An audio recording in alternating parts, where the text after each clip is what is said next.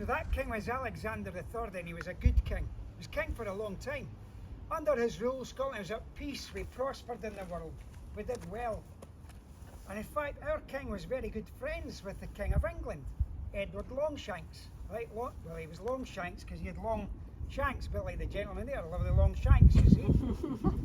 And Edward I, you might know him better as Edward I, but it's the same man, and they were good friends. And in fact, our king married Edward's sister.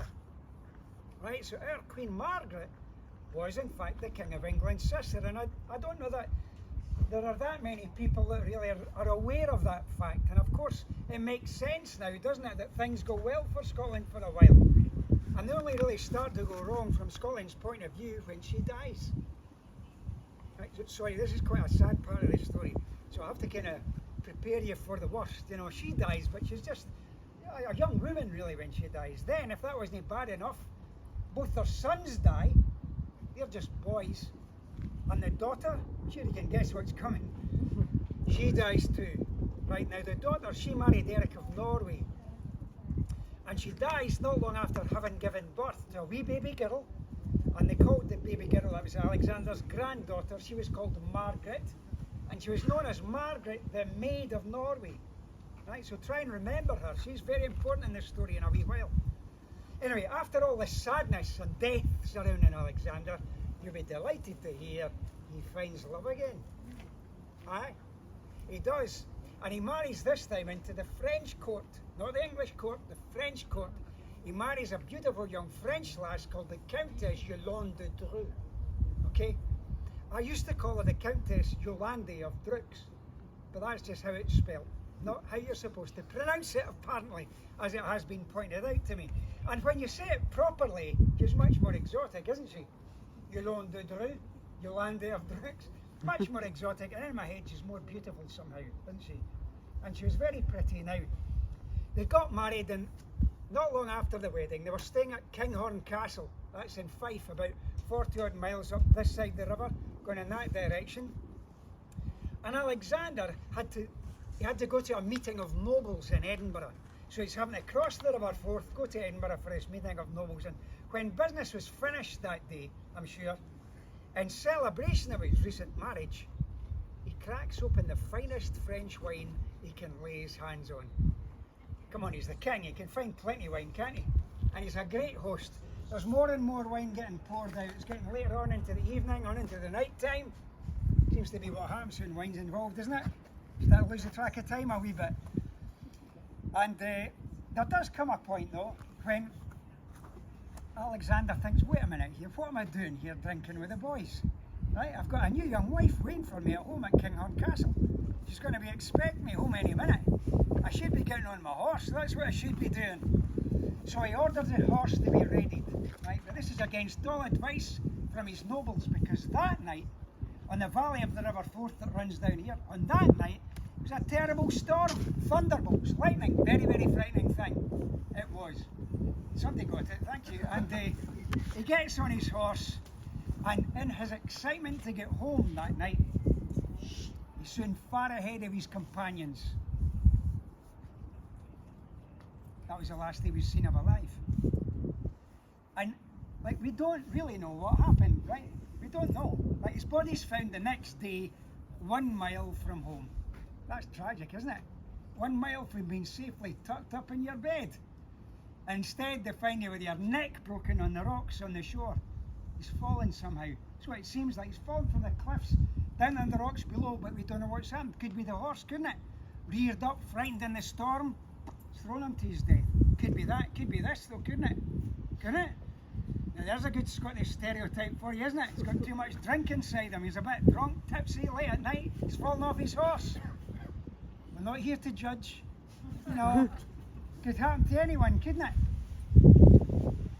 Or it could just be he was set about by bad people. Because that can happen in Fife, can't it? Can happen anywhere, can't it? Can't it?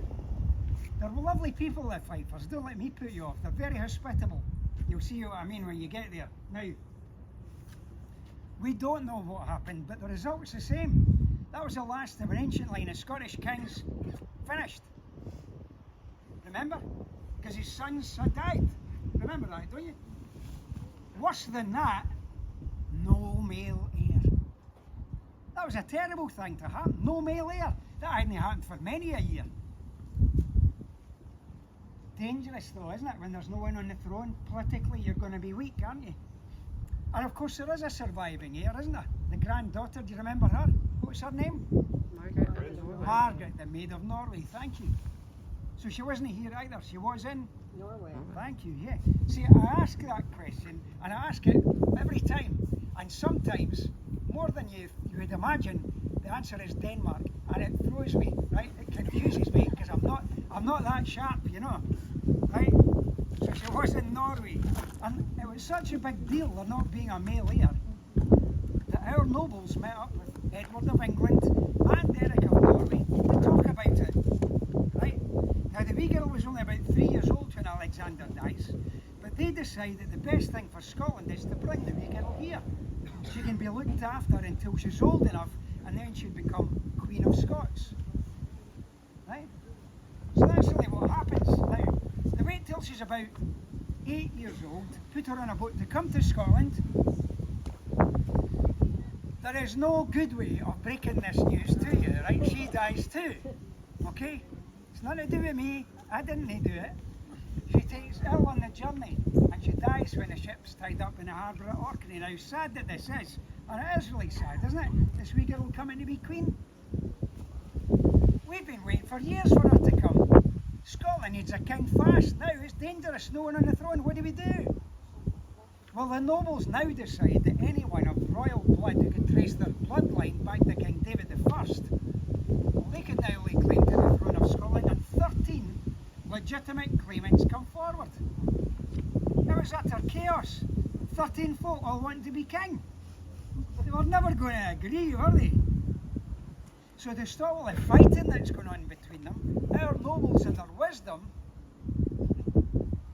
invited the King of England to come and judge who'd be the best King of Scotland. Now, how does that sound? I know it sounds mad, but see, the thing is, the nobles had a point. They thought because the English king had been their old king's friend and brother-in-law, surely he would be fair, wouldn't he? Wouldn't he? Aye, right. Who does he choose then? He didn't. He wasn't that brass-necked. I think he probably had a claim on the throne. Anyway, he didn't choose him. I'll tell you who else he doesn't choose. He didn't choose Robert the Bruce either, and he could have, because he was one of the 13. Doesn't choose him. No, instead, he chooses John Balliol. Everyone knew he was the weakest out of the 13. Why did he do that, do you think? Because he wanted a weak king, didn't he? Somebody that would do as they were told. Right, they call them puppet kings. Somebody so weak they would maybe just hand over to England, Scotland's land and wealth like that in a silver platter. But Balliol turns out not to be quite as weak as Edward's hoping for. And in fact, Balliol starts to revive Scotland's Old Alliance. You heard of that, the Old Alliance? Aye, between the Scots and the French, thank you, yeah. Educated audience. I'm really scared. Aye, and now, I've told you I'm not that smart, so forgive me if I get this wrong. But the English king never liked the French, did he? Didn't like them, did he? No. Don't ask me why, I don't know. I don't know. Nothing wrong with the French in my book. But he comes along, the English king, and he commands our king to raise a Scottish army to fight for England against the French, and Balliol says, no, I'm not doing that. No. The English king does not like being refused though, does he? So to teach the Scots a lesson, he sends his army north, attacks the Scots and slaughters 8,000 Scots. 8,000! And this isn't a big battle like the battle that happens down here in 1297. There's no battle, none. It's a massacre of innocent people on the streets of Berwick and the surrounding area. It's a residence there, it's a bloodbath.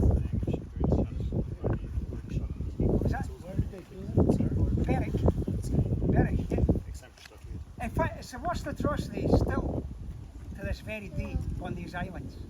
Now, in response to this, Balliol does now raise a Scottish army, aye, but not to fight the French, to fight the English. But we are defeated, simply beaten at the bar. After that, sure you can guess, Balliol, he's whipped, isn't he? Exiled, imprisoned.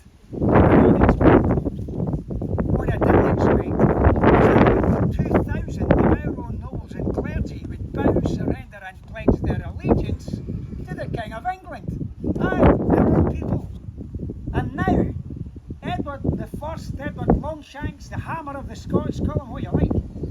He's now sent English soldiers and magistrates to run every town and village throughout the whole of Scotland to force English law on the Scottish people and to pay English taxes too. Does that sound fair? Is it fair? No. Thank you. I like an impartial voice, thank you. This isn't getting all political, that's not what it's about. It's to explain what Scotland was like up to a year before the Battle of Stirling Bridge that happened down there in 1297. Our army's just been destroyed, our king is in exile and we're an occupied nation. But in the space of a year, somebody comes along and turns Scotland's fortunes right round. Now, I hope that's a big enough clue. A year before the Battle of Stirling Bridge, you would have heard of William Wallace. We've all heard of him now. William Wallace was born in a wee village in the west of Scotland. It's called Elderslie. He was the second son. That just means he'd grow up knowing he was unlikely to inherit. Right, land or money, he wouldn't go to him, he'd go to his big brother. That's how it worked. And William was clever, intelligent, an educated man, trying to make his own way in the world, studying to become a priest. Let that sink in for a moment. I could be telling you a very different story, couldn't I? Now, all the stuff you've heard about William Wallace, I don't know, do you think he would have been a good priest? What do you think? You know, no? Maybe, I mean, to be fair, his heart was in the right place, you know. But he was a man with a quick and violent temper, and I wouldn't dare say that to his face, you know. And he was always in trouble for fighting English soldiers persecuting his fellow countrymen. And he gathered like-minded people round him, and we began attacking English convoys on supply routes. Listen, William Wallace went out of his way to make himself a nuisance to the King of England, to the point that Edward declares William Wallace criminal and they want him arrested. They knew William Wallace was hiding out in his father-in-law's house in Lanark, so they sent the sheriff of Lanark and his soldiers along in the house, and they set the house on fire. Well, if he's in there, he's going to come out, isn't he? His house is on fire. We can arrest him. Right? But Esselrig, that's the name of the sheriff. William, he's not there that day. He's attending to other matters that day. But his wife, Marion, she's in the house. And she runs. Esselrig, the sheriff, sees this though, and he orders the soldiers to have her grabbed and thrown back into the burning house, and she dies in the fire. It's horrible. It's horrible, isn't it?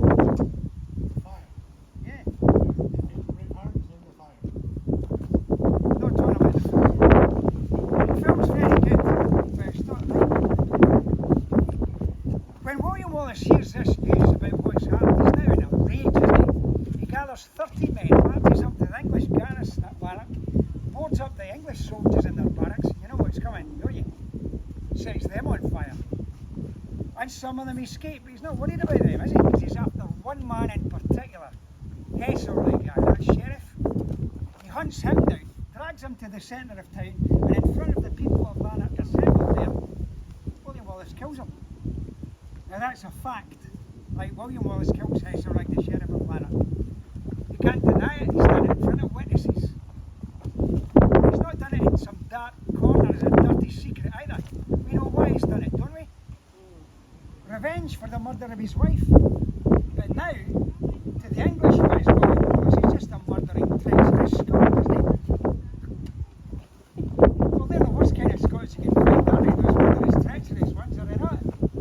But you stay well away from them. There's murderous, treacherous Scots. See, the thing I can't get my head round is, to us Scots, William Wallace is a hero, isn't he? Isn't he? It's not too big a stretch to call him a hero with this standing here, is it? But how?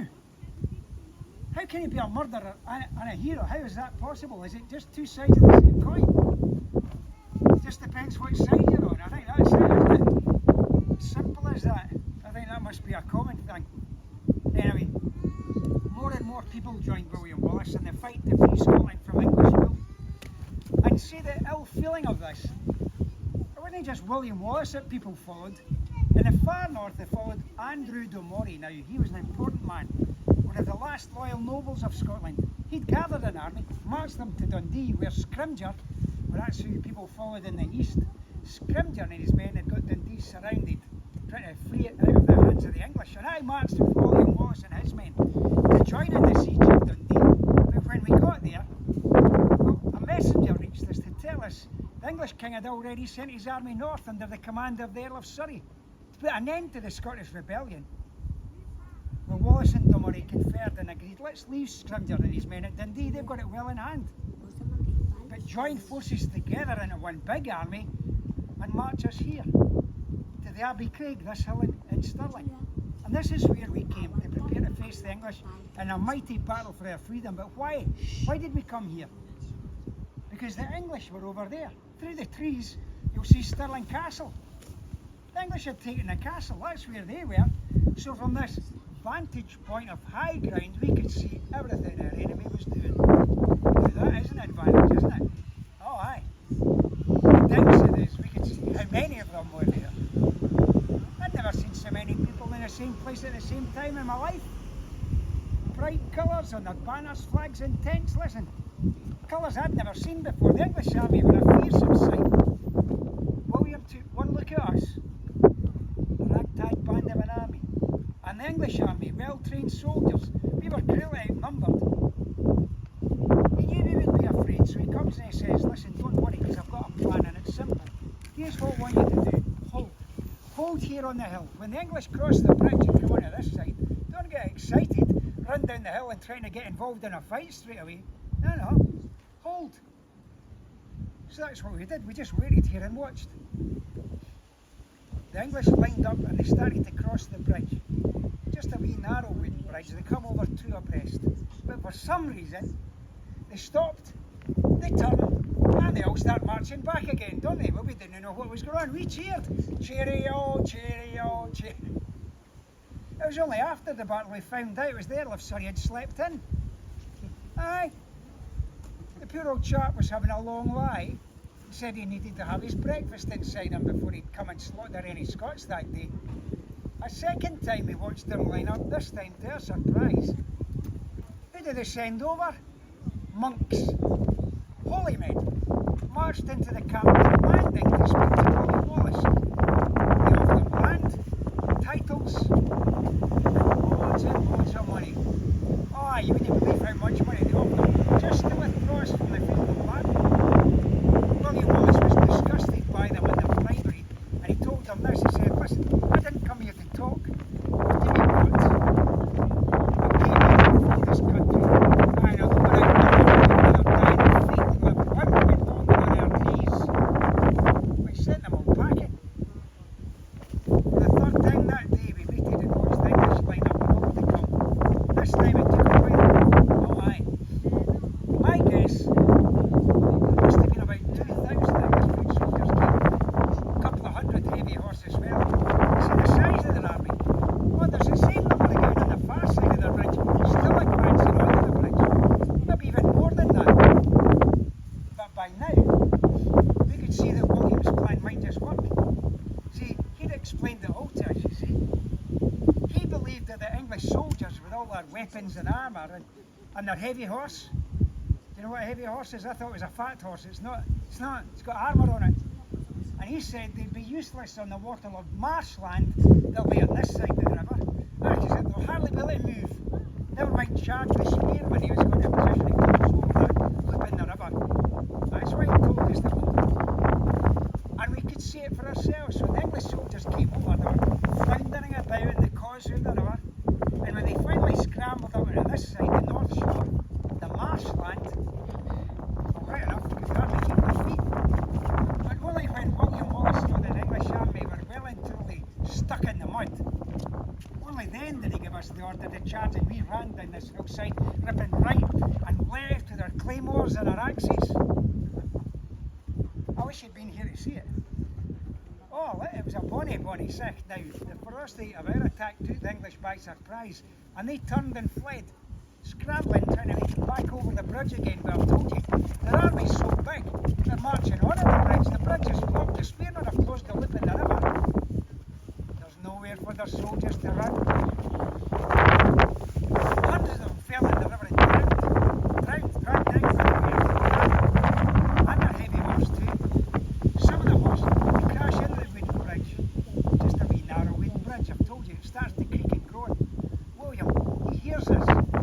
their archers down now, has them fire burning arrows into the bridge, and it's soon ablaze. Before long it's completely destroyed. So now the English on this side, they're trapped. And their comrades in arms on the far side, doesn't matter now how many of them are there, does it? The bridge is away. They can't come and help. Now the ones that were here, he fought bravely. Most of them died. Victory was ours that day because we stood